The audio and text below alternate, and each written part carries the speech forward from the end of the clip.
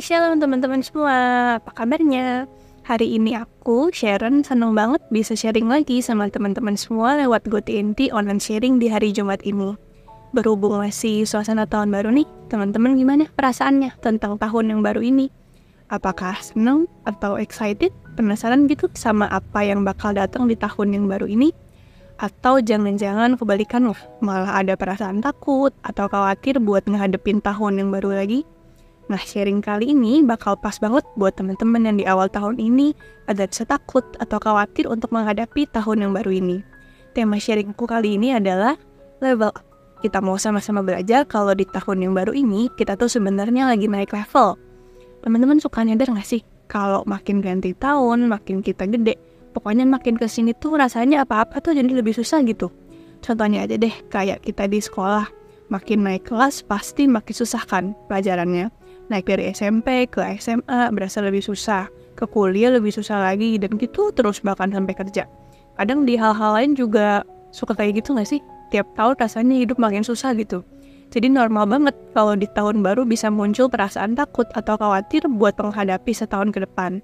Apalagi kalau di tahun itu memang ada sesuatu yang baru atau beda yang harus kita alami.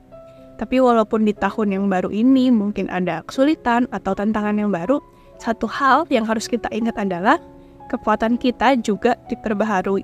Kita juga dikasih kemampuan yang lebih dari sebelum-sebelumnya.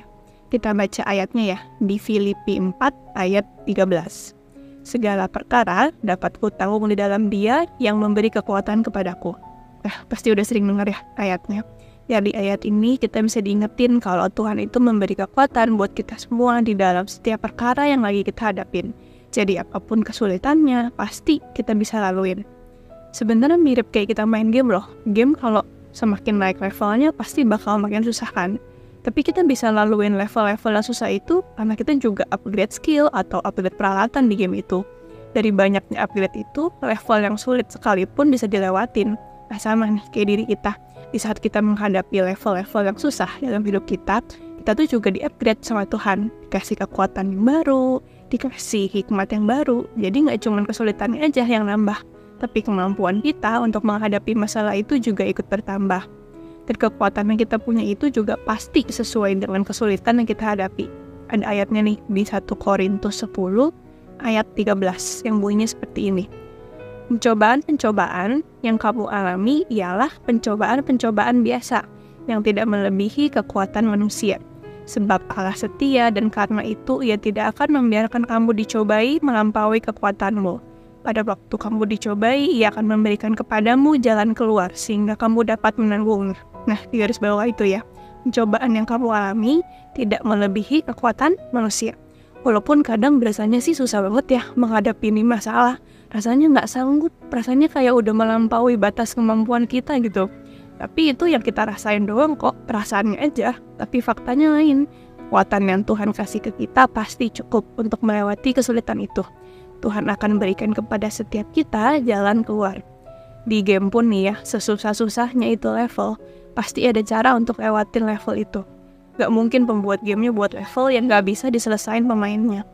Apalagi hidup kita, pasti Tuhan sanggup untuk terus melengkapi kita supaya kita bisa melewati setiap kesulitan yang ada. Percaya teman-teman? Dan terakhir aku mau ingetin satu ayat yang pasti teman-teman udah sering dengar, tapi tetap bisa jadi reminder buat kita semua. Ayatnya ada di Matius 6 ayat 34. Sebab itu, janganlah kamu khawatir akan hari besok, karena hari besok mempunyai kesusahannya sendiri. Kesusahan sehari cukuplah untuk sehari. Jadi kalau nanti mulai ragu lagi, mulai khawatir lagi, harus ingat kalau kesusahan besok, ya buat besok aja. Mau buat rencana atau persiapan dari sekarang boleh kok. Tapi jangan sampai kita udah buru stres atau khawatir berlebihan mikirin hal yang bahkan masih jauh di depan kita.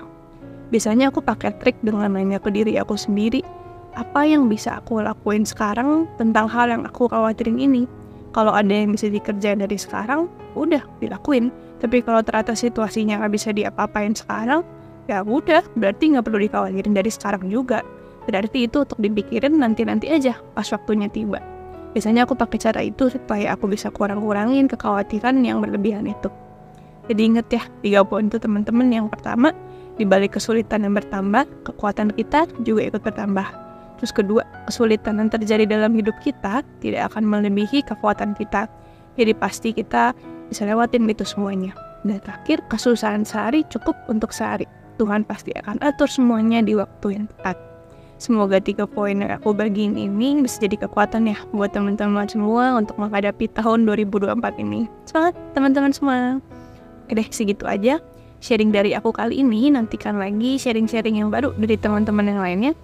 Biar nggak ketinggalan video-video sharing selanjutnya, jangan lupa buat subscribe ke channel ini. Sampai ketemu lagi ya teman-teman semua. Bye-bye. God bless.